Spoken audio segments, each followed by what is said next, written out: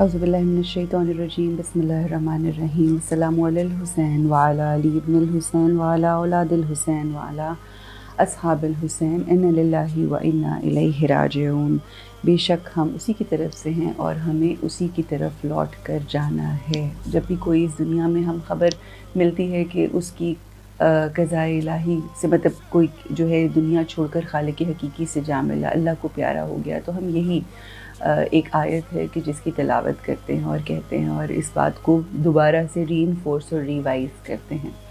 मगर जिस तरह से जनाब बीबी फ़ातिमा ज़हरा सलामुल्लाह अलैहा जो कि जन्नत की औरतों की सरदार हैं, जिस तरह से उनके पिसर, उनके फ़र्जंद इस दुनिया से गए, वो बेशक शहादत के मनसब पे फ़ाइज़ हुए, बेशक वो जन्नत के जवानों के सरदार हैं, बेशक वो हक़ के साथ थे, बेशक उन्होंने बातिल के साथ जंग की और दरअसल वो जंग से ज़्यादा जो बातिल के चेहरे पर वो अबा कबा और वो नकली जिसे कहते हैं ना, जो जामा पहन रखा था मुनाफिकीन ने पिछले जब से इस्लाम का दीन जब फैलना शुरू हुआ, तो आक़ाए दो जहान मोहम्मद मुस्तफ़ा सल्लल्लाहु अलैहि वसल्लम फ़तह मक्का के बाद बहुत सारे ऐसे लोग जिन्होंने मसलहतन इस्लाम को कबूल किया और इसलिए इसके साथ जुड़ गए क्योंकि वो नहीं चाहते थे कि जो पर्क्स हैं,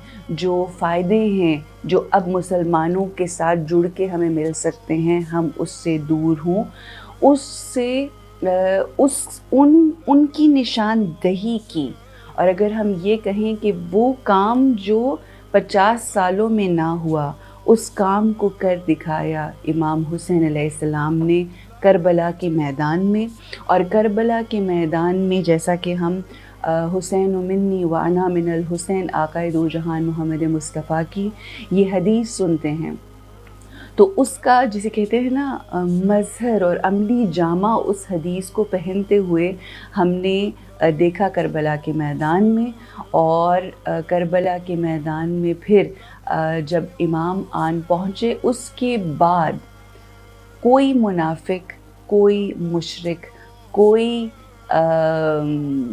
जिसे कहते हैं ना, तमाम सेक्ट्स जो थे वो एक साइड पर हो गए।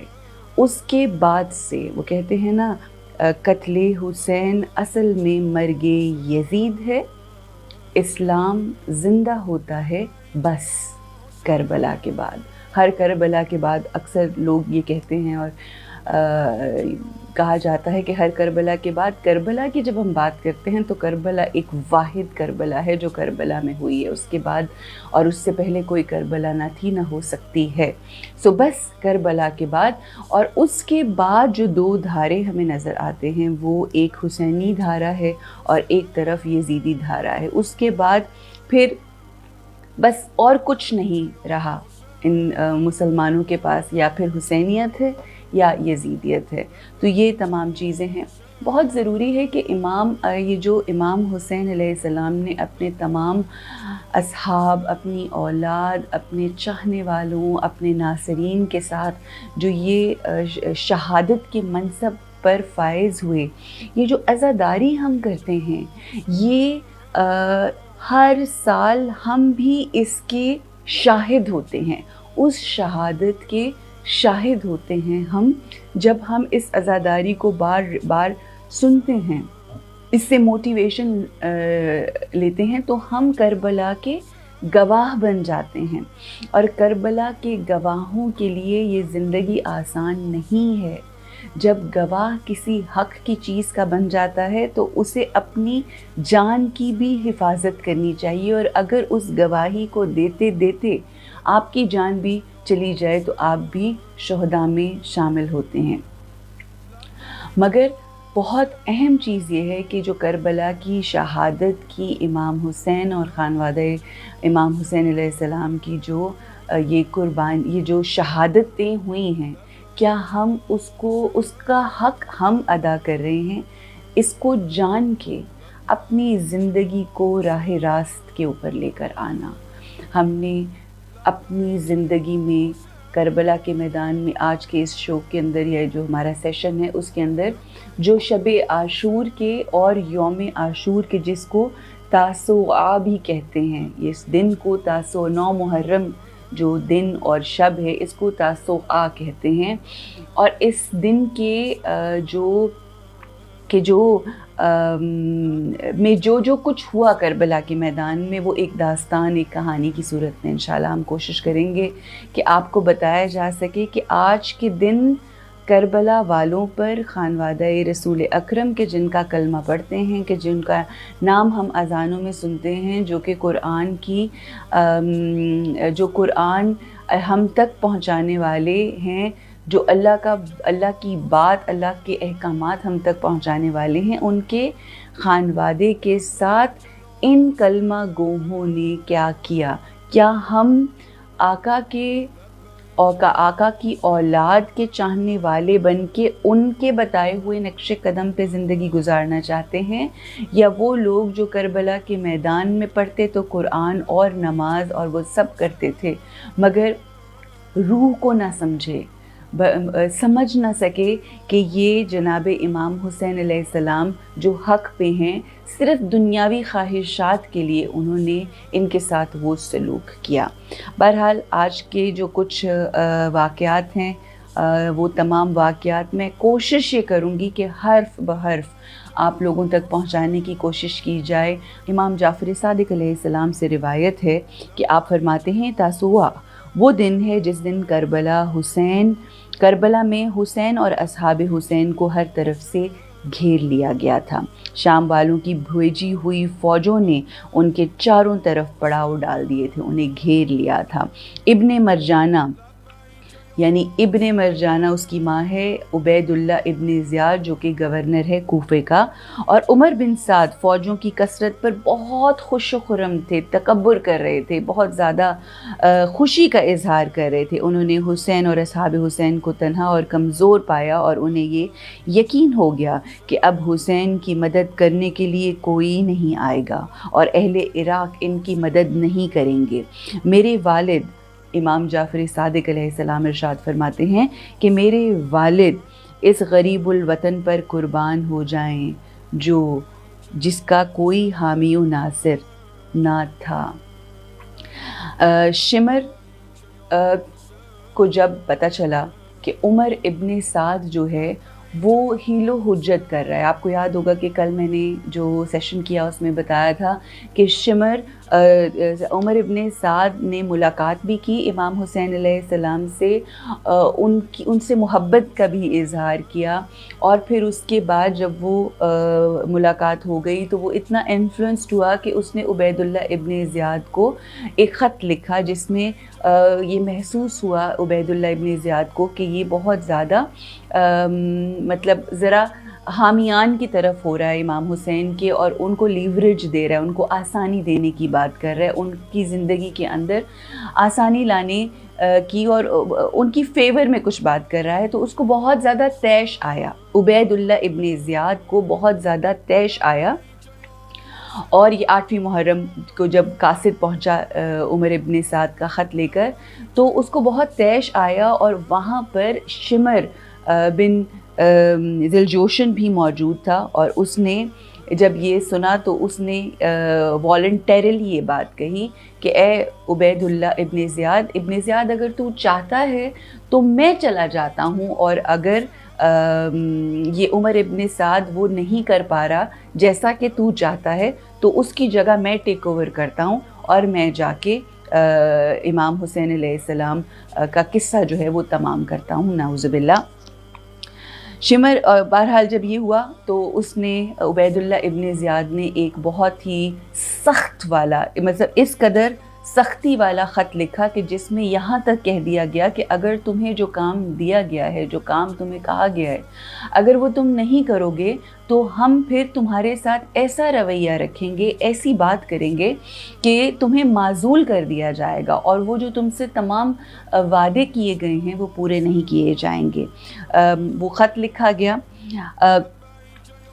شمر اپنے لشکر کے ساتھ نخیلہ سے چلا، اور جمعرات کے دن 9 محرم کی تاریخ کو دوپہر تک کربلا میں پہنچ گیا، یعنی آج جو دن گزر گیا دوپہر تک یہ شمر جو ہے وہ عبید اللہ ابن زیاد کا خط عمر ابن سعد کے نام لے کر جب پہنچا تو اس نے جب گفتگو کی اور وہ خط جو ہے وہ عمر ابن سعد کو دیا تو عمر ابن سعد نے کیا کہا، میں تھوڑی سی ایکسپلین کر دوں کہ جو شمر بن ذوالجوشن تھا وہ اس کا جو چہرہ تھا، ایک تو یہ کہ بڑا ہی مکروہ چہرہ تھا اس کا، اور بہت ہی اس کے چہرے پہ عجیب سی ہیبت، جب کہتے ہیں نا کہ اندر اگر آپ کی روح کے اندر کالے دھبے ہوں، اگر آپ کے اندر لوگوں کے لیے نفرت ہو، دنیاوی لالچ ہو، خواہشات ہوں، لسٹ ہو، تو آپ کے چہرے پہ بھی وہ تمام چیزیں آ جاتی ہیں، اور جب آپ کے اندر نور ہو، خوشی ہو، سکون ہو، اطمینان ہو تو وہ بھی چہرے کے اوپر آتی ہے۔ تو جو شمر کا چہرہ تھا وہ بھی ایسا تھا کہ مکروہ چہرہ تھا، اور اس کے چہرے کے اوپر پھل بیری ایک آپ لوگوں کو پتہ ہوگا جس میں وائٹ کلر کے پیچز پڑ جاتے ہیں، تو اس کے چہرے پر وہ سفید پھل بہری کے داغ اور دھبے بھی تھے۔ تو جیسے ہی وہ وہاں پر پہنچا اور عمر ابن سعد کو یہ خط دیا جس میں اس کی معزولی کے آرڈرز تھے، تو عمر ابن سعد نے کس طرح سے اس سے خطاب کیا، کہتا ہے عمر ابن سعد شمر بن ذوالجوشن سے کہ اے سفید داغ والے، تم کسی استقبالیہ جملے کے مستحق نہیں ہو، اللہ تمہارے گھر کو آبادیوں سے دور قرار دے اور تمہاری قبر کو بے نشان کر دے۔ سوچیں کہ یہ اپنا بندہ ہے اس کا، مگر کیونکہ اس کے لیے بری خبر لے کر آیا ہے، کیونکہ اس کے لیے ایک اس کے حق میں خبر نہیں ہے، تو وہ کس طرح سے گفتگو کر رہا ہے۔ ایسے لوگ ہوتے ہیں جو نیگیٹیوٹی اپنی زندگی میں رکھتے ہیں نا، وہ ساتھ ہی ساتھ ہم نے اپنا بھی کمپیریزن کرنا ہے کہ کہیں ہم ایسے لوگوں میں سے تو نہیں کہ جو لوگوں کو لان تان کرتے ہیں تب جب وہ ہمارے حق میں بات نہیں کرتے۔ عمر ابن سعد کیا کہتا ہے آگے، اور جو تم لے کر آئے ہو اسے کبھی قرار دے۔ پھر آگے کہتا ہے خدا کی قسم میں سمجھ رہا ہوں کہ میں نے جو کچھ ابن زیاد کو لکھا تھا تم نے اسے قبول کرنے سے روک دیا۔ کیا لکھا تھا عمر ابن سعد نے؟ عمر ابن سعد نے لکھا تھا کہ امام حسین علیہ السلام کے ساتھ تھوڑی ان کو آسانی دی جائے، تھوڑا سا ان کو لینینٹ رہا جائے، اور تم نے اس کام کو بگاڑ دیا جس کے متعلق ہمیں امید تھی کہ وہ بن جائے گا۔ جب امام علیہ السلام سے ملاقات ہوئی تو اس کے بعد عمر ابن سعد کا دل تھوڑا سا پسیج گیا، لیکن جب اس کو یہ خط ملا کہ اس میں جس میں معزولی کی بات ہوئی تو اس کے اوپر وہ یہ گفتگو کر رہا ہے۔ اللہ گواہ ہے کہ حسین، یہ عمر ابن سعد شمر سے کہہ رہا ہے کہ اللہ گواہ ہے کہ حسین ہر صورت سر تسلیم خم نہیں کریں گے اور یزید کی بیعت ہرگز نہیں کریں گے، اس لیے کہ حسین کے اندر ان کے باپ کا نفس و قلب ہے۔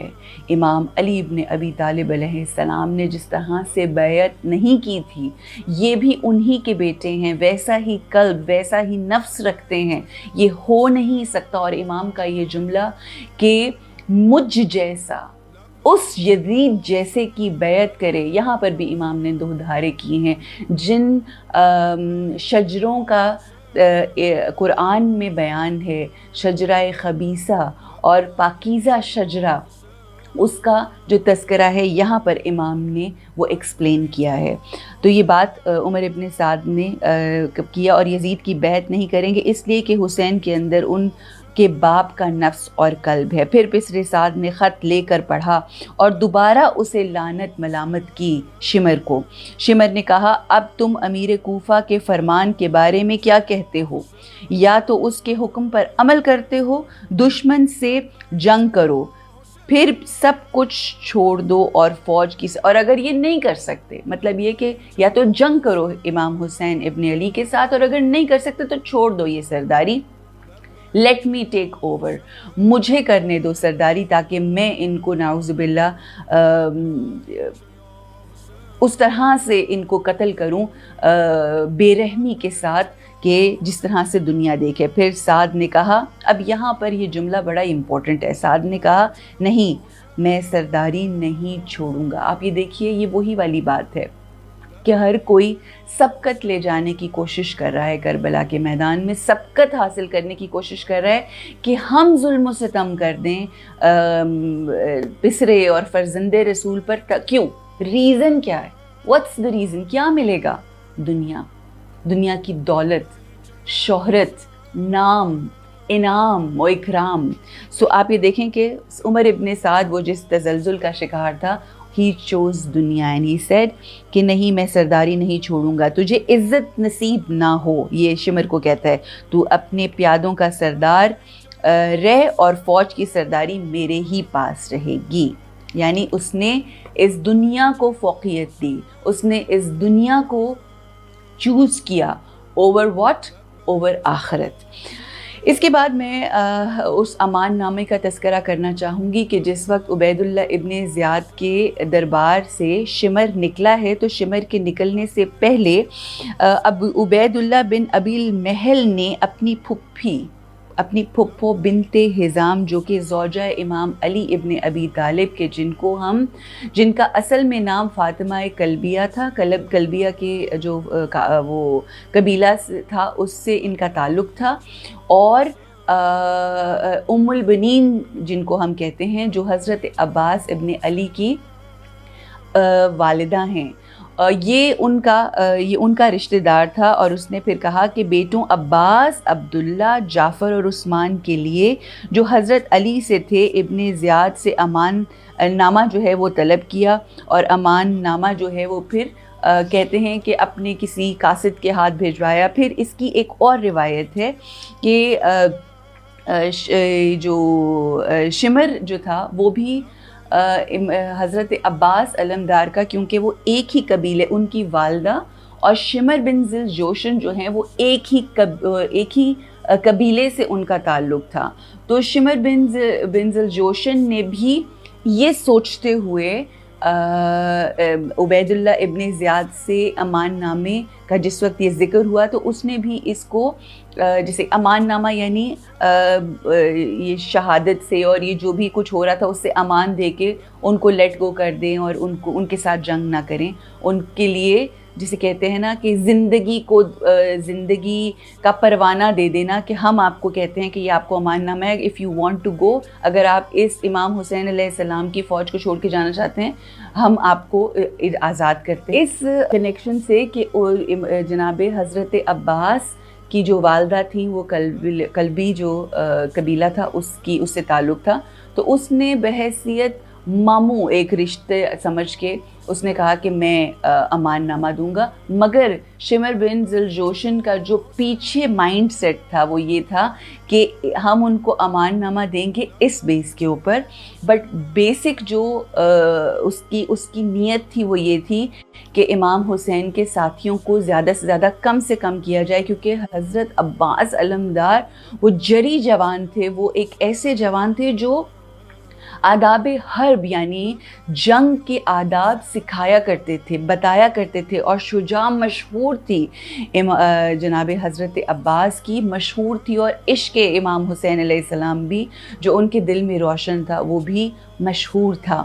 تو یہ ایک سازش تھی شمر بن ذی الجوشن کی. اور ایک اور روایت کے اندر جو ہم دیکھتے ہیں وہ یہ ہے کہ جریر بن عبداللہ جب ابن زیاد نے شمر کو حکم دیا کہ خط لے کر کربلا جاؤ, تو اس وقت جریر بن عبداللہ, یہ ایک تیسری روایت ہے کہ امان نامہ کس نے کوشش کی حضرت عباس کو امان نامہ دینے کے لیے. جریر بن عبداللہ بن مخلد کلابی اٹھ کھڑا ہوا اور کہا کہ اے امیر, یعنی عبید اللہ ابن زیاد کو کوفہ میں یہ کہہ رہا ہے کہ اے امیر ایک بات کہنی ہے, اگر اجازت ہو تو عرض کروں. ابن زیاد نے کہا کہ ہاں بتاؤ. اس نے کہا کہ علی ابن ابی طالب نے جب کوفہ میں سکونت اختیار کی تو میرے چچا کی بیٹی ام البنین سے شادی کر لی, اور اس کے 4 بیٹے ہیں. ام البنین کہتے ہی زیادہ بیٹوں والی ماں کو ہے.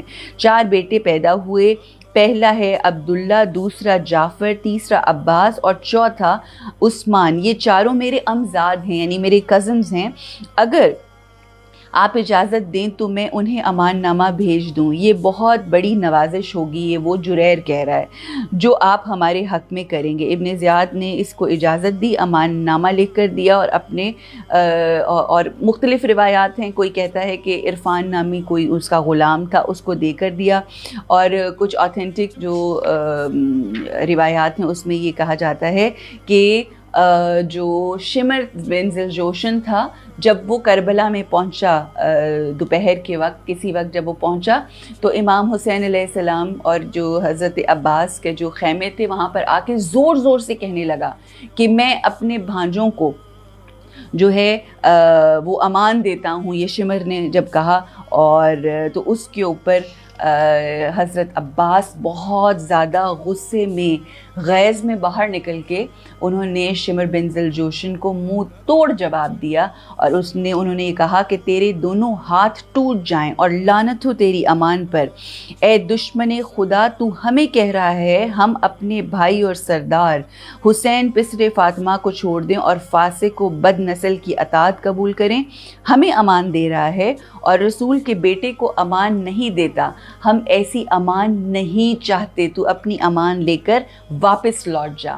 جب اس کے ساتھ اس طرح کی گفتگو ہوئی، اور یہاں پر میں ضرور کہنا چاہوں گی کہ جناب حضرت ابو الفضل العباس جو کہ امام حسین علیہ السلام کے بھائی تھے، فرماتے ہیں کہ تبت یدا، تیرے دونوں ہاتھ ٹوٹ جائیں۔ اینڈ یہاں پر میں یہ بھی کہتی چلوں بریکٹ میں کہ یہ اس آیہ مبارک کی طرف اشارہ ہے کہ جس میں رسول اکرم کے سگے چچا ابو لہب کے لیے ارشاد ہوا قرآن میں، اور بتلایا گیا تبت یدا ابی لہب، بتلایا گیا تھا کہ جب باطل پرستی کی بنیاد پر قرآن مجید نے خونی رشتے والے سگے چچا کی رشتہ داری کے جو ہاتھ ہیں اس کو کاٹنے کا حکم دیا ہے، تو پھر دور دراز کا جو رشتہ دار جو بڑا وہ آ کے اپنی طرف سے اچھا بن رہا تھا شمر، وہ اس کو یہ منہ توڑ جواب جو ہے وہ حضرت عباس علمدار نے دیا۔ اچھا جی، اس کے بعد اس کی بھی بہت ساری مختلف روایات آتی ہیں۔ ہم آپ کو یہ بتاتے چلیں کہ جنگ جو ہے وہ تو ہوئی کربلا کے میدان میں 10 محرم کو، جو یوم عاشور فجر کی نماز کے بعد ہوئی نا، جو جنگ کا آغاز ہوا۔ لیکن ایک چیز جو یہاں پر ہم بتاتے چلیں کہ عمر ابن سعد نے اپنی مکاری اور اس پینک میں آ کے جو شمر بن ذوالجوشن نے خط دیا، عصر کے وقت، دوپہر کے وقت جو ہے وہ شمر آیا، اور عصر کے وقت آج کے دن یعنی 9 محرم کا جو عصر گزری، اس وقت اس نے اپنے ساتھیوں یعنی جسے کہتے ہیں نا تاسوعہ کے دن 9 کا جو ایک حملہ تھا، ایک حملہ عمر ابن سعد کی فوج کی طرف سے اس روز ہوا عصر کے وقت۔ اور یہاں پر میں بیان کرنا چاہوں گی کہ عمر ابن سعد نے اپنی فوج سے کہا کہ اے لشکر خدا، مطلب وہ اپنی طرف سے تو اپنے آپ کو حق پہ ہی سمجھ رہے تھے، اے لشکر خدا سوار ہو جاؤ اور تمہیں بشارت ہو، جب فوجیں اپنی طرف سے ان کو جنت کی بشارت دے رہا ہے۔ آج بھی بہت سارے لوگ جو ہیں وہ جنتوں کی بشارتیں دیتے ہیں، یہ سوچے سمجھے بغیر کہ وہ ناحق اس زندگی کو گزارے ہوتے ہیں۔ جب فوجیں خیام حسینی کی طرف چلیں تو اس وقت امام حسین تلوار پر ٹیک لگائے ہوئے، سر کو زانوں پر رکھے ہوئے ہلکی سی نیند میں تھے۔ عصر کے وقت امام حسین علیہ السلام تھوڑی دیر کے لیے نیند میں تھے۔ جب فوجوں کی آواز قریب آئی تو جناب بی بی زینب عالیہ سلام اللہ علیہا جلد از جلد اپنے بھائی کی طرف گئیں اور انہوں نے کہا کہ اے امام حسین، اے میرے بھائی، کیا آپ کو یہ آوازیں نہیں آ رہی؟ اور اتنے میں امام حسین علیہ السلام جو ہیں وہ بیدار ہوئے اپنے خواب سے، اور جناب غازی سرکار حضرت عباس علمدار بھی جلد از جلد امام حسین کے قریب آئے اور انہوں نے ان کو یہ عرض کی۔ اسی اثناء میں حضرت ابو الفضل عباس حسین علیہ السلام کی خدمت میں آئے اور عرض کی کہ بھیا لشکر والے خیمہ گاہ تک آ گئے ہیں۔ آپ نے فرمایا اے عباس میرے بھائی، میں تم پر فدا ہو جاؤں، سوار ہو کے ان کے پاس جاؤ، ان سے پوچھو تمہیں کیا ہو گیا ہے، اور ان سے یہ بھی پوچھو کہ وہ یہاں کیوں آئے ہیں۔ کیونکہ دیکھیں، یاد رکھیں، فوج جو جنگیں ہوتی ہیں نا، ان کے بھی کوئی اصول ہوتے ہیں، مگر کربلا کے میدان میں مسلمانوں نے یہ حیا بھی نہیں کی کہ وہ جنگی اصولوں کو فالو کریں، بلکہ آگے میں آپ کو جب یہ ہم بتانا شروع کریں گے تو میں بتاؤں گی کہ یزیدی فوج نے شمر اور عمر ابن سعد کو بہت حیا دلائی، بہت ان کی تھوڑی بے عزتی بھی کی کہ تمہیں کیا ہو گیا ہے کہ اگر چین، روس یا ہم کسی نان مسلم سے بھی لڑ رہے ہوں تو کچھ اصول ہوتے ہیں جنگ لڑنے کے، تم نواسہ رسول کے ساتھ جنگ کرنے اور اس کے خون کے اس قدر پیاسے ہو گئے ہو کہ تم جو اصول ہیں جو اصول حرب ہیں یعنی جنگی اصول ہیں، تم ان کو بالکل بھول گئے ہو۔ حضرت عباس 20 سواروں کے ساتھ، جن میں زہیر بن کین اور حبیب ابن مزاحد موجود تھے، دشمن کی فوج کے پاس آئے۔ حضرت عباس نے ان سے پوچھا کہ کیا ہو گیا ہے، تم لوگ کیا چاہتے ہو؟ انہوں نے کہا کہ اے امیر، یہ امیر کا حکم ہے کہ تم لوگوں کو بتا دیا جائے کہ یا تو ہماری بات مان لو، یعنی بیعت یزید قبول کر لو، یا پھر جنگ کرو، فوراً ہم جنگ کرنے کے لیے تیار ہیں۔ حضرت ابو الفضل عباس نے کہا کہ جلدی مت کرو، میں حضرت ابو عبداللہ الحسین تک جا کر تمہاری بات پہنچاتا ہوں۔ انہوں نے قبول کیا اور حضرت عباس تنہا امام حسین کی خدمت میں آئے اور پوری بات بیان کی۔ اس دوران وہ 20 افراد جو لشکر یزید کے ساتھ کھڑے تھے وہ فوج کو واعظ و نصیحت کر رہے تھے اور امام حسین علیہ السلام سے جنگ نہ کرنے پر آمادہ کر رہے تھے۔ وہ ٹائم جب امام حسین علیہ السلام تک حضرت عباس علمدار پیغام لے کر آئے کہ وہ کہہ رہے ہیں کہ ہم اب جنگ کریں گے، تو اس ٹائم کے اوپر جو وہاں پر موجود تھے اصحاب امام حسین علیہ السلام، انہوں نے ان کو سمجھانے کی، واعظ اور نصیحت کرنے کی کوشش کی۔ وہ یزیدی فوج کے نام جو وصیت تھی یا جو واعظ تھا وہ کیا تھا؟ حبیب ابن مظاہر نے ان لوگوں سے کہا کہ اللہ کے نزدیک وہ بدترین لوگ ہیں جو کل اس کی بارگاہ میں اس حالت میں پیش ہوں گے کہ انہوں نے اپنے نبی کی ذریت اور عترت کو قتل کیا ہوگا اور اس علاقے کے ان لوگوں کو قتل کیا ہوگا جو بہترین عابد و زاہد ہیں۔ جواب میں عزرہ بن قیس نے حبیب سے کہا، عزرہ بن قیس یزیدی فوج کا کوئی شخص تھا، اس نے کہا کہ جتنی چاہو اپنی تعریف کر لو، مطلب یہ کہنا چاہ رہا تھا کہ تم سمجھتے ہو کہ تم اللہ والے ہو، دراصل تو ہم امیر المؤمنین جو وہ اس کو کہتے تھے یزید کو، کہ ہم خلیفہ کی جو ہے اس میں اتباع میں یہ جنگ کر رہے ہیں، تو جتنی چاہو اپنی تعریف کر لو۔ اس پر زہیر نے کہا کہ اللہ نے انہیں، زہیر بن کین جو کہ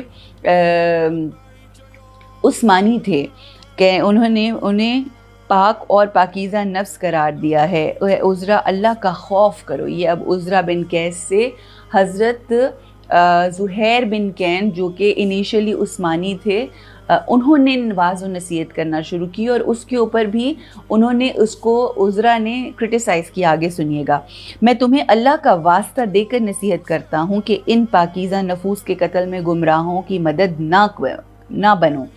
اس نے جواب دیا کہ اے زہیر، ہمارے خیال میں تو تم اہل بیت کے شیعہ کبھی نہیں تھے، تم تو عثمانی تھے۔ زہیر بن کین نے جواب دیا کہ کیا میرا ان کے ساتھ ہونا دلیل نہیں ہے کہ میں ان کا شیعہ ہوں، یعنی میں ان کے ساتھ ہوں، میں ان کی فوجوں میں لڑا ہوں، کیا یہ کافی نہیں ہے تمہارے لیے یہ کہ اب میں ان کا شیعہ ہوں؟ خدا گواہ ہے کہ نہ میں نے ان کو خط لکھا تھا۔ اب یہ بتا رہا ہے کہ میں نے ان کو خط نہیں لکھا تھا، نہ میں نے ان کے پاس قاصد بھیجے تھے، اور نہ میں نے ان سے مدد کا کوئی وعدہ کیا تھا۔ یہ ان تمام لوگوں کو یہ کہہ رہے ہیں کہ اس فوج کے اندر بہت سارے ایسے یزیدی فوج میں تھے کہ جنہوں نے امام حسین کو خط بھی لکھا، ان کے پاس قاصد بھی بھیجے اور ان کی مدد، ان کی وعدہ کیا مدد کا بھی، مگر اس کے باوجود پیچھے ہو گئے۔ ان لوگوں میں وہ لوگ موجود تھے جن کو یہ اب حضرت زہیر بن کین سنا رہے ہیں۔ سفر کرتے ہوئے ان سے میری امام حسین علیہ السلام سے سفر کرتے ہوئے ملاقات ہو گئی۔ آپ کو یاد ہوگا زہیر بن کین کا میں نے آپ کو واقعہ بتایا تھا کہ کس طرح سے وہ ایک دوسرے امام حسین کے قافلے سے دور دور رہنا چاہ رہے تھے، وہ نہیں چاہ رہے تھے کہ ان کا آمنا سامنا ہو، کیونکہ وہ حالات کو، جو پولیٹیکل جو بھی مصلحت تھی، مسائل چل رہے تھے، اس کو جانتے تھے۔ مگر ایک پوائنٹ آیا and he was a little reluctant, وہ ریلکٹنٹ تھے کہ وہ نہیں جانا چاہ رہے تھے امام حسین کے پاس، مگر ایک لمحہ ہے جب امام حسین علیہ السلام نے اپنا قاصد بھیجا، اور پھر جب زہیر بن کین جب امام حسین علیہ السلام کو ملنے کے لیے گئے تو اس طرح سے جو اتنا ریلیکٹنٹ تھے اور ہچکچا رہے تھے امام حسین کے پاس جانے کے لیے، وہ انہوں نے پھر بعد میں کیا کیا، وہ جب امام حسین کے خیمے میں گئے تو پریشان تھے، مگر جب امام حسین کے خیمے سے واپس آئے تو بالکل مطمئن، بے حد اطمینان میں تھے، اور پھر انہوں نے آ کے اپنی بیوی کو بھی آزاد کیا اور پھر اس قافلے کے ساتھ جڑ گئے۔ جب میں نے انہیں دیکھا تو میں نے یاد کیا کہ رسول اللہ کی نگاہ، اب یہ بتا رہے ہیں کہ کیا میرے پہ کیفیت تھی، کس طرح سے میں ان کی سائڈ پہ آیا ہوں، امام حسین کی۔ جب میں نے انہیں دیکھا تو میں نے یاد کیا کہ رسول اللہ کی نگاہ میں ان کا کیا مقام و رتبہ تھا۔ سب جانتے تھے، یزیدی فوج میں ایک ایک شخص جانتا تھا کہ یہ وہی لب ہیں امام حسین علیہ السلام کے، کہ جن کے اوپر آقا نے بوسہ دیا ہے، اپنے کاندھوں پر بٹھایا، اپنے شانوں پر بٹھایا ہے، کس طرح سے بارہا محبت کا اظہار کیا ہے۔ مگر جب اللہ کسی کو ہدایت نہیں دیتا، ہدایت انہی کو ملتی ہے جو ہدایت مانگتے ہیں یا چاہتے ہیں۔ مجھے یہ معلوم ہے کہ دشمن ان کے ساتھ کیا سلوک کرے گا، تو میں نے یہ طے کیا کہ میں امام حسین علیہ السلام کے اوپر اپنی جان کا نذرانہ پیش کروں گا، میں قربان ان پر ہوں گا، کیونکہ میں جانتا ہوں کہ یہ حق پہ ہیں، یہ حق کے ساتھ ہیں، حق ان کے ساتھ ہے۔ امام حسین علیہ السلام نے کیوں مہلت مانگی، اس کے پیچھے کیا ریزنز تھے؟ امام حسین علیہ السلام نے جو ایک رات، کہتے ہیں بڑا خوبصورت جملہ، کہ ایک رات کی مہلت جو امام حسین نے مانگی ظاہری طور پر، دراصل وہ امام حسین علیہ السلام نے اپنے لیے نہیں مانگی، بلکہ یہ اس لیے مانگی مہلت کہ وہ چاہتے تھے کہ یزیدی فوج کو مہلت دی جائے، تھوڑا وقت اور دیا جائے تدبر کرنے کا، سوچنے کا۔ یہ آج کی رات جو ہے نا، یہ ہم سب کے لیے بہت اہم رات ہے۔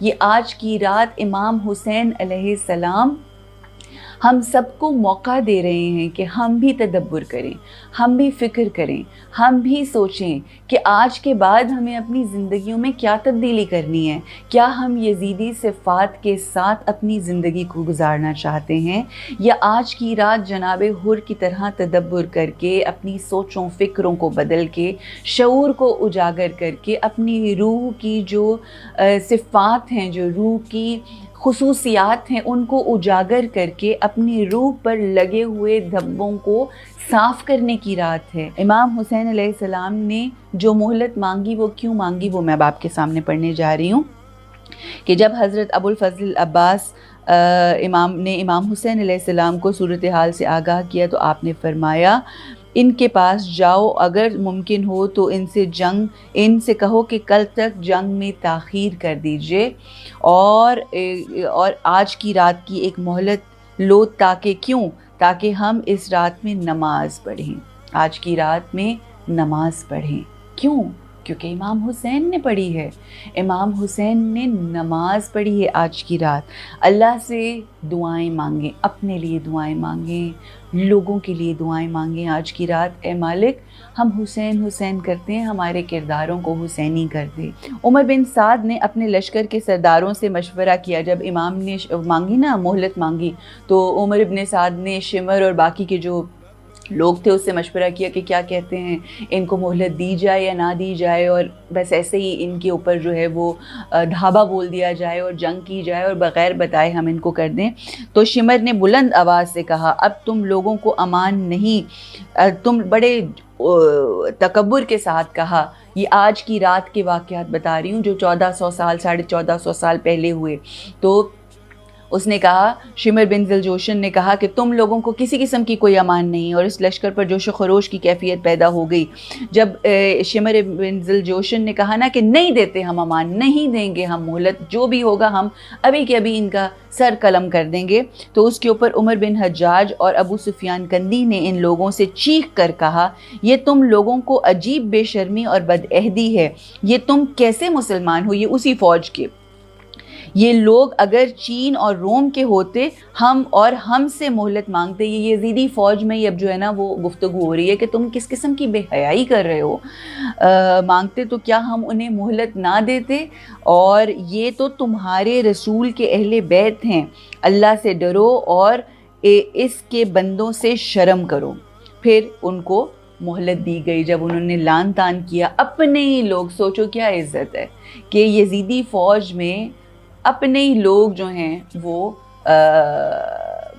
وہ کر رہے ہیں اور ان کو مہلت نہیں دے رہے، تو وہ اس کو یاد کرا رہے ہیں کہ اگر چینی اور روسی اور غیر نان مسلم بھی اگر آپ سے مہلت مانگے تو جو جنگ کے تقاضے ہیں وہ یہ کہتے ہیں کہ انہیں مہلت دی جائے. کچھ اصول ہوتے ہیں، جنگی اصول بھی ہوتے ہیں. شب عاشور، اب میں کچھ شب عاشور میں اب ہم آ گئے ہیں. یہ سارے دن کے معاملات تھے، مہلت مل گئی. امام حسین علیہ السلام کو مہلت دے دی گئی. اس کے بعد شب عاشور کے چند واقعات ہیں جو میں آپ کے سامنے پیش کروں گی کہ امام زین العابدین سے یہ روایت ہے کہ جب بسر سعد اور اس کی فوج واپس چلا گیا تو اس وقت شام ہو چکی ہوئی تھی، شام کا وقت ہو چکا ہوا تھا. امام حسین نے اپنے اہل خاندان اور ساتھیوں کو طلب کیا. امام زین العابدین فرماتے ہیں کہ میں مریض تھا لیکن میں اپنے بابا کا کلام سننے کے لیے قریب ہو گیا. آپ نے اصحاب سے ارشاد فرمایا، امام حسین علیہ السلام اب اپنے اصحاب سے ارشاد فرما رہے ہیں، میں خدائے تبارک و تعالیٰ کی بہترین ثنا کرتا ہوں اور خوشحالی اور سختی میں اس کا سپاس گزار ہوں. بار الہا میں تیرا سپاس گزار ہوں کہ تو نے ہمارے خاندان کو نبوت سے سرفراز کیا. شکر ادا کر رہے ہیں. یاد رکھیے کہ زندگی کے اندر دو زندگی جینے کے طریقے ہیں، ایک شکر گزاری، اور جو شکر گزار نہیں ہوتے، ناشکرے ہوتے ہیں، وہ کفر پہ ہوتے ہیں. ہمیں علم قرآن سے نوازا. امام حسین علیہ السلام اللہ کا شکر ادا کر رہے ہیں اور دین کے فہم سے مالا مال کیا اور ہمیں سماعتوں، بصارتوں اور قلوب کا حامل قرار دیا. بس ہمیں تو اپنے شکر گزاروں میں قرار دے. یہ امام دعا کر رہے ہیں کہ بس اے مالک تو ہمیں شکر گزاروں میں قرار دے دے. کس قدر یہ شب عاشور کی دعا ہے امام حسین علیہ السلام کی. اما بعد، مجھے اس کے بعد کہتے ہیں کہ مجھے اپنے اصحاب سے زیادہ باوفا اور بہتر اصحاب نہیں معلوم اور نہ مجھے اپنے خاندان سے زیادہ نیک اور صلہ رحم کرنے والا خاندان معلوم ہے. صلہ رحم، دیکھو امام نے یہ جملے بولے. صلہ رحمی کیا؟ اپنوں کے ساتھ اچھا سلوک، قطع تعلقی نہیں، صلہ رحمی، گفتگو کرنا، بات کرنا، محبتوں کا اظہار کرنا، اکیلے ہو کے نہ رہ جانا. آج کے دور میں ہم اکیلے ہو جاتے ہیں. یہاں پر اصحاب امام حسین علیہ السلام نے اپنے اصحاب کی پاکیزگی کا تذکرہ کیا. امام حسین علیہ السلام کو اپنے اصحاب پہ بہت مان تھا. امام فرماتے تھے کہ ایسے اصحاب میرے آقا میرے نانا کو بھی موجود نہ میسر نہ آئے، ایسے اصحاب میرے بابا کو بھی نہ آئے، نہ میرے بھائی حسن کو آئے جیسے اصحاب مجھے اللہ نے عطا کیے. یہ خاص عنایت تھی اللہ سبحانہ و تعالیٰ کی امام حسین علیہ السلام. اللہ تم سب کو میری طرف سے جزائے خیر عطا فرمائے. میں سمجھتا ہوں کہ کل ان دشمنوں سے میری جنگ ہوگی. میں تمہیں اجازت دیتا ہوں کہ تم یہاں سے، یہ جب امام نے ارشاد فرمایا اپنے اصحاب سے کہ تم جانا چاہتے ہو چلے جاؤ میری طرف سے، یہ ہم نے اکثر تذکرہ کیا، مگر یہ تو ہم نے تذکرہ کیا کہ امام نے کیا فرمایا، مگر اس کے بعد اصحاب جو مختلف تھے انہوں نے کیا ارشاد فرمایا، وہ بھی آج کی رات یہ شب عاشور شروع ہو چکی. امام تقریباً انہی لمحات میں یہ گفتگو کر رہے ہوں گے اپنے اصحاب سے. تم چلے جاؤ، میں تمہیں آزاد کیا، تم پر میری کوئی ذمہ داری نہیں. اس کو کیا کہتے ہیں؟ لیٹ گو کر رہے ہیں امام حسین. یہ رات تمہارا پردہ ہے، بس اسی کو سواری بنا لو. تم میں سے ہر شخص میرے خاندان کے ایک شخص کا ہاتھ تھام لے اور پھر تم اپنے علاقوں اور شہروں میں پھیل جاؤ یہاں تک کہ اللہ تمہیں سہولتیں فراہم کرے. یہ دشمن میری جان کے ہیں، دشمن میرے ہیں. جب مجھے پالیں گے تو دوسروں کی فکر نہیں کریں گے، یعنی ان کا تم سے کوئی واسطہ نہیں. وہ صرف اور صرف حسین ابن علی کے دشمن ہیں اور بس ان کو اور کچھ نہیں چاہیے. تم جانا چاہتے ہو. جس کے اوپر جناب ابو الفضل عباس علیہ السلام نے کیا جواب دیا؟ آپ ارشاد فرماتے ہیں، سب سے پہلے حضرت ابو الفضل عباس نے کہا. اس کے بعد امام حسین کے دیگر بھائیوں اور بیٹوں اور بھتیجوں اور عبداللہ بن جعفر طیار اور صاحبزادوں نے ان کی پیروی کرتے ہوئے کہا، لیکن ہم ایسا کیوں کریں اے امام؟ کیا اس لیے کہ آپ کے بعد زندہ رہیں؟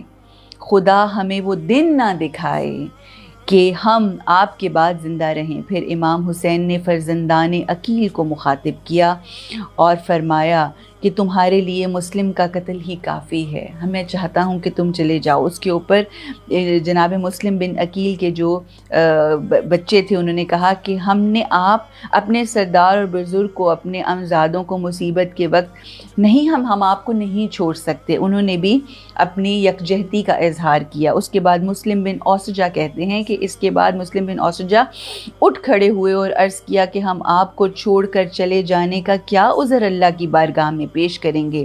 خدا کی قسم میں اپنا نیزہ ان کے سینوں میں پیوست کروں گا۔ دیکھیں ارادے کیسے ہیں، جب تک تلوار کا دستہ میرے ہاتھ میں ہے میں ان سے جنگ کروں گا، اور اگر ان سے جنگ کرنے کے لیے میرے پاس اسلحہ نہیں ہوگا تو میں پتھروں سے ان پر سنگ باری کروں گا۔ اس کے بعد سعید بن عبداللہ حنفی نے کہا، یہ if I am not wrong, یہ وہ تھے کہ جب امام حسین علیہ السلام کل یوم عاشور جب نماز پڑھ رہے تھے تو یہ وہ شخص ہیں کہ جنہوں نے محافظت کی، حفاظت کی ان تمام نمازیوں کی، اور اپنے سینے کے اوپر برچھی، نیزے اور تلواریں جو ہیں وہ کھائیں، اور جس کے بعد یہ شہید ہو گئے۔ خدا کی قسم کیا کہتے ہیں سعید بن عبداللہ حنفی نے کہا کہ خدا کی قسم ہم آپ کو تنہا نہیں چھوڑیں گے یہاں تک کہ اللہ جان لے گا کہ ہم نے رسول کی غیر موجودگی میں آپ کے بارے میں رسول کی عزت و حرمت کی حفاظت کی ہے۔ جہاں برے ہیں وہاں اچھے دیکھیے، کیا بات ہے۔ خدا شاہد ہے کہ اگر مجھے معلوم ہوتا کہ میں قتل کیا جاؤں گا، پھر زندہ کیا جاؤں گا، پھر جلا دیا جاؤں گا، پھر زندہ کر کے مجھے جلا کر میری راکھ کو ہوا میں اڑا دیا جائے گا، اور 70 مرتبہ ایسا کیا جائے گا جب بھی میں آپ کا ساتھ نہ چھوڑتا، یہاں تک کہ آپ پر جان نثار کر دیتا۔ یہ ہیں سعید بن عبداللہ حنفی، یہ اپنی جانوں کے، یہ وہ تمام لوگ ہیں جنہوں نے اپنی، یہ وہ ارواح، آپ کو یاد ہے نا زیارت عاشورہ میں ان ارواح کے اوپر سلام ہے۔ اس لیے میں بار بار کہتی ہوں یہ اجسام تو یہیں رہ جانے، ارواح کے اوپر کام کرنا ہے، روحوں کے اوپر کام کرنے ہیں۔ یہ وہ روحیں ہیں کہ جو اعلیٰ ترین روحیں تھیں، بانور روشن روحیں تھیں۔ ہمیں اپنی ارواح کو آج جگانا ہے، اور ہمیں آج بھی اس طرح سے امام کے ساتھ تجدید عہد کرنا ہے کہ، اور کیا ہوگا ہمارے لیے تو تجدید عہد کرنا اور اپنی روحوں کو کرنا، ہم نے جا کے کسی کربل کے میدان میں جنگ نہیں کرنی ہے، ہماری جنگ اپنے اندر کی جنگ ہے، ہمیں اپنے اندر کے ساتھ جنگ کرنی ہے۔ اچھا جی، اس کے بعد زہیر بن کین کیا ارشاد فرماتے ہیں؟ زہیر بن کین کھڑے ہو گئے اور انہوں نے کہا کہ خدا کی قسم میں چاہتا ہوں کہ میں قتل کیا جاؤں، پھر زندہ کیا جاؤں، پھر قتل کیا جاؤں، اور 1000 بار ایسا ہی ہوتا کہ خدا میرے ذریعے سے آپ کو اور آپ کے اہل بیت کو قتل ہونے سے بچا لے۔ زہیر کے بعد دوسرے ساتھیوں نے بھی ایسے ہی کلمات کہے کہ آپ سوچیں کیا جوش و ولولہ ہوگا، کیا امام حسین کی روح، جو ان کے جسم میں جو روح اور نور تھا وہ کیسا ہوگا کہ صرف اس کا سایہ جن جن کے اوپر پڑا وہ ارواح جو ہیں وہ پرنور ہوتی گئیں، مگر ایسی روحیں بھی ہیں وہاں پر شیطانی کہ جن کے اوپر کوئی اثر نہیں ہے۔ اور وہ کیوں اثر نہیں ہے؟ صرف اس لیے کیونکہ دنیا کی خواہشات جو ہیں وہ، جب تمام اصحاب نے ایک ایک کر کے اپنی عقیدت کا اظہار کیا اور جانے سے انکار کیا تو امام نے ارشاد فرمایا کہ تو آپ نے ان لوگوں سے فرمایا کہ تم سب کل قتل کر دیے جاؤ گے، تم میں سے ایک بھی زندہ نہیں بچے گا۔ تو انہوں نے جواب دیا، اس اللہ کا شکر ہے جس نے آپ کی ہمراہی میں ہمیں شہادت کا شرف عطا کیا۔ امام نے ان سے فرمایا، اپنے سر اٹھاؤ، یہ وہ وقت آتا ہے جب آپ انکنڈیشنلی، جب آپ اپنے مولا کی راہ میں قربان ہونے کے لیے، میں نے جیسے کہ کہا نا کہ قربانی جو ہے، صرف شہادت جو ہے وہ صرف کربلا کے میدان میں نہیں ہے، آج کی رات جب ہم گریہ کریں گے، آج کی رات جب ہم مصائب اہل بیت کو سوچیں گے، آج کی رات جب ہم امام حسین علیہ السلام کے عمل کے اوپر، ان کی سنت پر عمل کرتے ہوئے قرآن کی تلاوت کریں گے، زیارت عاشورہ پڑھیں گے، استغفار کریں گے، دعائیں مانگیں گے اپنے رب سے، تو اس وقت وہ لمحات وہ ہوں گے. اس کے بعد کیا ہوگا کہ جب ہم اس طرح سے بے لوث امام کی راہ میں قربان، اپنی نفس کو قربان کرنے کے لیے جب آج کی رات تیار ہوں گے نا، تو پھر کیا ہوگا؟ پھر امام آپ کو بشارت دیتے ہیں، آپ کو بشارت دیتے ہیں. امام نے کہا سر اٹھاؤ اور دیکھو. ان لوگوں نے سر اٹھا کر جنت میں ہر انسان نے اپنی اپنی منزل کا نظارہ کیا، مقام کو دیکھا، اور امام فرماتے جا رہے تھے کہ یہ فلاں تمہاری جگہ ہے، یہ تمہاری جگہ ہے. اور اس طرح سے امام نے جنت کا نظارہ کروایا. جب یہ اصحاب سے گفتگو کر بیٹھے تو امام حسین علیہ السلام سے آج ہی کی رات امام حسین علیہ السلام کے پاس، یہ روایات آپ چھٹی یا ساتویں کو سنتے ہیں جب جناب قاسم علیہ السلام کی شہادت کا وقت آتا ہے. امام حسین علیہ السلام کے پاس حضرت قاسم علیہ السلام آئے اور انہوں نے کہا کہ کیا قتل ہونے والوں میں میں بھی ہوں؟ اے امو میں بھی ہوں؟ امام حسین نے دل سوزی کے ساتھ پوچھا بیٹا تم موت کو کیا سمجھتے ہو؟ دس از ویری امپورٹنٹ. اگر کوئی جوان بچے اس وقت سن رہے ہیں یا کبھی بھی سنیں گے، this is very very monumental, very very important. امام نے جناب حضرت قاسم بن حسن سے پوچھا کہ بیٹا تمہارے نزدیک موت کیا ہے؟ تو جناب قاسم ارشاد فرماتے ہیں کہ میرے نزدیک موت شہد سے بھی زیادہ میٹھی ہے. میں سمجھتا ہوں کہ یہ شہد ہے، میٹھی ہے. کیوں؟ کیونکہ اللہ سے قربت ہے. اس کے بعد امام حسین نے کہا ہاں واللہ تمہارا چچا تم پر قربان ہو، جو لوگ میرے ساتھ شہادت پائیں گے ان میں تم بھی ابتلا ہوگے اور تم بھی شہید ہوگے، اور میرا بیٹا عبداللہ علی اصغر بھی شہید ہوگا. تو جناب حضرت، یہ آج کے سوالات ہیں، آج کی رات کے سوالات ہیں. حضرت قاسم نے پوچھا عبداللہ تو شیر خوار ہے، یہ فوجی کس خواتین تک پہنچ جائیں گی کہ جناب علی اصغر جو ہے وہ شہادت کا رتبہ پائیں گے؟ تو اس کے جواب میں امام حسین نے حضرت علی اصغر کی شہادت کا واقعہ بیان کیا. قاسم یہ سن کر رونا شروع ہو گئے اور سب روئے اور اہل حرم میں گریہ و زاری کی صدائیں بلند ہو گئیں. اس کے بعد اس وقت پھر یہ بھی بتایا گیا، حضرت حبیب ابن مظاہر اور زہیر بن کین نے یہ سوال کیا کہ امام علی زین العابدین علیہ السلام کا کیا ہوگا، کیا حال ہوگا؟ یہ سن کر آپ کی آنکھوں میں آنسو آ گئے، امام حسین کی آنکھوں میں آنسو آ گئے. آپ نے فرمایا اللہ دنیا سے میری نسل کو ختم نہیں ہونے دے گا، اس زین العابدین تک ان کی رسائی نہیں ہوگی، وہ 8 اماموں کا باپ ہے. یعنی امام زین العابدین علیہ السلام سے جو وہ ہے وہ سلسلہ چلتا ہے. جناب بی بی زینب عالیہ سلام اللہ علیہ جو تھی وہ آج کی رات بہت پریشان تھی. امام حسین علیہ السلام نے کچھ اشعار پڑھے جس کا متن کچھ اس طرح سے ہے کہ ابو ذر غفاری، یہ روایت ہے امام زین العابدین علیہ السلام سے کہ امام زین العابدین نے سنا کہ بتاتے ہیں کہ جو وہ ہے نا ابو ذر غفاری کے غلام جناب ابو ذر غفاری جو ہیں وہ تلواروں کو جو ہے وہ تیز کر رہے تھے صبح کی جنگ کے لیے. تو ابو ذر غفاری کی تلواروں کی آوازیں سن کر امام حسین علیہ السلام نے کچھ اشعار پڑھے. اس کا ترجمہ کچھ اس طرح سے ہے: اے زمانے تجھ پر وائے ہو کہ تو برا دوست ہے، صبح و شام کتنے دوست اور طلبگار قتل ہو جاتے ہیں، اور زمانہ بدلہ کو قبول نہیں کرتا. ہر امر خداوند عز و جل کی مرضی پر ہے، اور ہر زندہ کو اسی راستے پر چلنا ہے جس پر میں چل رہا ہوں. جب کہتے ہیں کہ جناب بی بی زینب عالیہ سلام اللہ علیہ اور امام زین العابدین علیہ السلام نے یہ الفاظ سنے تو ان کو اس بات کا اندازہ ہو گیا کہ امام حسین اپنی شہادت کا تذکرہ کر رہے ہیں. اور پھر ایک اضطرابی تھی خیموں میں، ایک اضطرابی تھی جناب بی بی زینب عالیہ سلام اللہ علیہ، اور جناب بی بی زینب عالیہ سلام اللہ علیہ کو امام حسین علیہ السلام نے بہت واعظ اور نصیحت کی. اور بی بی زینب عالیہ اس رات جو تھا وہ بہت اضطرابی کیفیت میں تھی.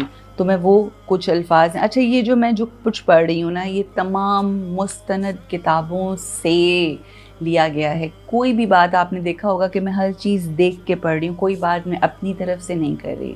یہ جتنی مستند کتابیں ہیں ان کے حوالے یہاں پر موجود ہیں. اگر کسی کو لگتا ہے کہ کوئی بات ایکسٹمپور کہی جا رہی ہے یا کوئی اپنی طرف سے کی جا رہی ہے یا صرف کوئی ایک افسانوی بات ہے, تو ایسا کچھ نہیں ہے. امام حسین علیہ السلام نے جب اپنی بہن کو گریہ ازاری کرتے ہوئے دیکھا اور یہ کہتے ہوئے جب ان کو اس بات کا یقین ہو گیا کہ کل میرا بھائی شہید ہو جائے گا, تو وہ بہت ایک ایسی اضطرابی کیفیت میں آہو بکا کرنے لگیں, جس کے اوپر امام نے کہا بہن اللہ کے تقوی کا دھیان رکھو اور اللہ کی بخشی ہوئی طاقت کے ذریعے صبر کرو. یہ چیز ہمارے لیے بھی ہے, یہ چیز, یہ پیغام, یہ نصیحت جو ہے یہ جناب بی بی زینب عالیہ نہیں ہے بلکہ ہم سب کے لیے. یہ جان رکھو کہ اہل زمین مر جائیں گے اور اہل آسمان باقی نہیں رہیں گے, اور یقیناً ہر شے ہلاک ہوگی سوائے اللہ کہ جس نے اپنی قدرت سے مخلوقات کو خلق کیا ہے. وہی لوگوں کو اٹھاتا ہے اور پلٹاتا ہے, وہ فرد فرید اور اکیلا ہے. میرے نانا مجھ سے بہتر تھے, میرے بابا مجھ سے بہتر تھے, میری ماں مجھ سے بہتر تھیں, اور ایسے ہی کچھ اور جملے بھی تسلی کے فرمائے اور ارشاد فرمایا میری پیاری بہن میں تمہیں قسم دیتا ہوں اور اس قسم پر عمل کرنا, میری شہادت کے بعد میرے لیے گریبان چاک نہ کرنا اور اپنا چہرہ زخمی نہ کرنا اور ویل و ثبور کی باتیں نہ کرنا. جناب بی بی زینب عالیہ سلام اللہ علیہا جو ہیں انہوں نے یہ تمام گفتگو سنی. تو شب عاشور جو امام حسین علیہ السلام نے جو خطبہ دیا, آج کی شب یہی وقت ہوگا اپنے اصحاب, اپنے گھر والوں کے ساتھ. میرے ساتھیو اس بات کو جان لو کہ لشکر والے صرف مجھے اور میرے ساتھ ہوا اسے قتل کرنا چاہتے ہیں. میں تم پر سے ایک دفعہ پھر امام حجت تمام کر رہے ہیں. بارہا امام اپنے چاہنے والوں, اپنے فداکاروں کو یہ بار بار کہہ رہے ہیں کہ اگر جانا ہے تو چلے جاؤ, اپنی بیعت اٹھاتا ہوں. تم میں سے جو شخص واپس جانا چاہے وہ اس رات کے اندھیرے میں واپس جا سکتا ہے. جواب میں پہلے بنی ہاشم نے اپنے جذبات کا اظہار کیا, پھر اصحاب نے ان کی پیروی کی. جب حسین نے ان کے عزم و ثبات قدم کو دیکھا تو ان سے کہا کہ اپنے سروں کو بلند کرو اور جنت میں اپنی جگہوں کو دیکھو. اس وقت ان کی آنکھوں سے پردے ہٹ گئے, انہوں نے اپنے مقامات کو دیکھا اور سب کھڑے ہوئے اور کہا کہ فرزند رسول ہمیں اجازت دیں کہ ہم اس لشکر پر حملہ کر کے ان سے جنگ کریں یہاں تک کہ اللہ کی مشیت نافذ ہو. حسین نے کہا اللہ تم پر رحمت نازل کرے اور جزائے خیر دے, بیٹھ جاؤ. پھر کہا کہ تم میں سے جس کے پاس عورت ہو, یعنی اپنی جو خواتین لے کر آئے ہوئے تھے, ان سے کہا کہ وہ بنی اسد کے پاس پہنچا دے. اس پر حبیب ابن مظاہر اٹھ کر انہوں نے پوچھا کہ آقا ایسا کیوں چاہتے ہیں؟ جواب میں کہا کہ کل میرے گھرانے کی عورتوں کو اسیر, جب ہم شہید ہو جائیں گے تو ان کو اسیر بنایا جائے گا. میں چاہتا ہوں کہ تم اپنی عورتوں کو لے جاؤ. کیونکہ امام حسین علیہ السلام چاہتے تھے کہ جو لوگ ہیں, جو مجاہدین آئے ہیں, جو جہاد کرنے کے لیے آئے ہیں, وہ تو جہاد کریں مگر ان کی عورتوں کو وہ گو تھرو نہ کرنا پڑے. تو اس کے اوپر حبیب ابن مظاہر اپنی بیوی کے خیمے میں گئے. جب اپنی بیوی کے خیمے میں گئے اور یہ تمام بات بیان کی تو انہوں نے کہا کہ خانوادہ رسول کی مخدرات عصمت کا کیا ہوگا؟ تو انہوں نے کہا وہ یہیں پر موجود ہیں.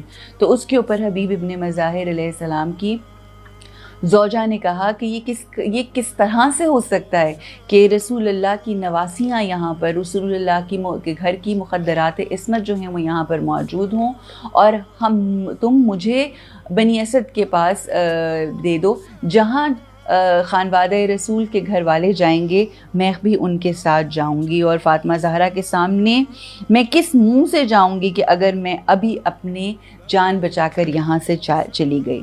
پھر اس کے بعد خیموں کو ترتیب دی گئی, سپاہیوں کی آمد شروع ہو گئی. کربلا کے میدان میں یزیدی سپاہیوں کی 32 افراد امام حسین سے آ کر, میں یہ بھی بتاتی چلوں 32 افراد اس رات, وہ جو میں نے کہا تھا نا, جب ہم لوگوں نے کہا کہ مہلت لی امام حسین نے, یہاں پر وہ بات نظر آ رہی ہے کہ مہلت لی نہیں, امام حسین علیہ السلام نے مہلت دی یزیدی فوج کو کہ ابھی بھی کوئی آنا چاہتا ہے تو آ جائے، اور سوچئے کہ 32 افراد امام حسین سے آ کر ملحق ہوئے یزیدی فوج سے، جنہوں نے تدبر کیا، جن کے نام یہاں پر موجود نہیں ہیں، اس لیے میں آپ لوگوں کے سامنے ان کے نام جو ہے وہ نہیں دے پاؤں گی۔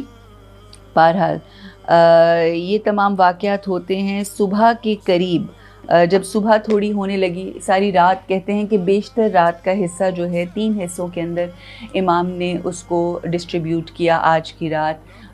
کچھ ایک حصہ جو ہے وہ اپنے گھر والوں کو نصیحتیں کیں، ان کے ساتھ وقت گزارا، ایک حصہ اصحاب کرام کے ساتھ انہوں نے ان کے ساتھ خطبات ان کو دیے، ان کو نصیحتیں کی، ان کو اپریشیٹ کیا، ان کو جنت کے مناظر دکھائے، ان کو بتایا کہ یہ جو تم حق کی راہ میں کھڑے ہو اس سے تمہیں کیا ملے گا۔ اور ایک حصہ جو تھا وہ عبادت، استغفار، دعائیں اور اللہ کی حمد و ثنا کے لیے مختص کیا۔ اور جب یہ 3 حصوں میں یہ ہوا، کہتے ہیں کہ ساری رات امام جاگتے رہے آج کی رات، اسی لیے شب بیداری ہے آج کی رات۔ ہمیں شب بیداری جو کرنی ہے، جو ہم نے یہ شب بیداری از اے سمبل، آج کی رات کی جو شب بیداری ہے یہ سمبل ہے۔ کس چیز کا؟ یہ سمبل ہے کہ ہم نے اپنی اندر کی روح کو بیدار کرنا ہے، ہم نے اپنے سوئے ہوئے شعور کو بیدار کرنا ہے، ہم نے اپنی سوئی ہوئی فکروں کو بیدار کرنا ہے۔ یہ آج کی رات جاگ کر ہم بیدار کریں گے اپنے ضمیر کو، اپنے نفس کو، اپنے اندر کو، اپنی روح کو۔ یہ بہت امپورٹنٹ ہے۔ امام نے خواب میں کیا دیکھا؟ امام نے تقریباً صبح کے وقت، ساری رات جاگتے رہے، صبح کے وقت تھوڑی سی امام کو جب غنودگی آئی اور تھوڑا سا امام کی جب آنکھ لگی، ساری رات جاگتے رہے مگر پوری رات بیدار رہے، لیکن صبح کے قریب آپ پر غنودگی طاری ہو گئی۔ جب آپ چونکے تو آپ نے اپنے ساتھیوں سے فرمایا تمہیں بتلا دوں کہ میں نے خواب میں کیا دیکھا؟ ساتھیوں، امام نے کیا دیکھا اس رات کو؟ امام فرماتے ہیں کہ ساتھیوں نے کہا فرزند رسول آپ نے کیا خواب دیکھا؟ آپ نے فرمایا کہ میں نے خواب میں دیکھا کہ خواب میں کچھ کتوں کو دیکھا جو مجھ پر حملہ کر رہے ہیں۔ ان میں سے ایک چتکبرا کتا ہے۔ چتکبرا وہی جو پھل بہری کے، جس کے اوپر، چتکبرا سے مراد ہے کہ جس کے اوپر سفید رنگ کے نشان ہوتے ہیں، جو شمر بن ذوالجوشن کی جس طرح سے چہرہ تھا، جو بہت خونخوار اور وحشی ہے۔ میں سمجھتا ہوں کہ میرا قاتل برس کے داغ والا ہوگا، یعنی جس کو قتل، جو امام حسین علیہ السلام کو جس نے قتل کیا، جس نے، ویسے تو بہت سارے تیر و تبر جو ہے وہ چلے امام حسین علیہ السلام کے اوپر، لیکن جس شخص نے امام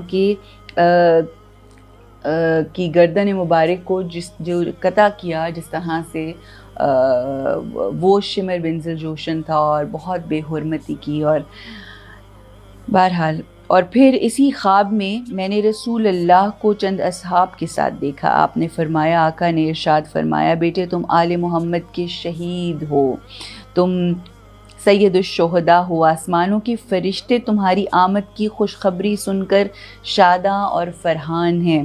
تم آج کی رات افطار کے وقت میرے پاس ہوگے، جلدی کرو تاخیر نہ ہونے پائے۔ یہ فرشتہ آسمان سے آیا ہے تاکہ تمہارے خون کو لے کر شیشے میں محفوظ کر لے۔ اس خواب کا مطلب یہ ہے، اب امام ارشاد فرما رہے ہیں کہ یہ جو خواب میں نے دیکھا اس کا مطلب کیا ہے، کہ موت نزدیک آ گئی ہے، اس دنیا کو چھوڑنے کا وقت آن پہنچا ہے۔ اب اس میں کوئی شک نہیں کہ میں جلد اپنے خالق حقیقی سے جا ملوں گا۔ گزرتی رات گزرتی چلی گئی، آج کی رات آہستہ آہستہ گزرتی چلی جا رہی ہے۔ حسین اور امام حسین علیہ السلام اور ان کے ساتھیوں نے وہ رات اس طرح سے گزاری کہ ان کے خیموں سے تلاوت و اذکار کی آوازیں شہد کی مکھی کی بنبناہٹ کی مانند بلند تھیں، اور وہ لوگ پوری رات رکوع و سجود اور قیام و قعود میں رہے۔ آج کی رات شب عاشور بہت اہم رات ہے۔ آج کی رات مقدروں کو بدلنے کی رات ہے۔ آج کی رات ہماری تقدیر کو بدلنے کی رات ہے۔ آج کی رات ہم حسین علی علی کرتے ہیں، بے شک کرتے ہیں، دل سے کرتے ہیں۔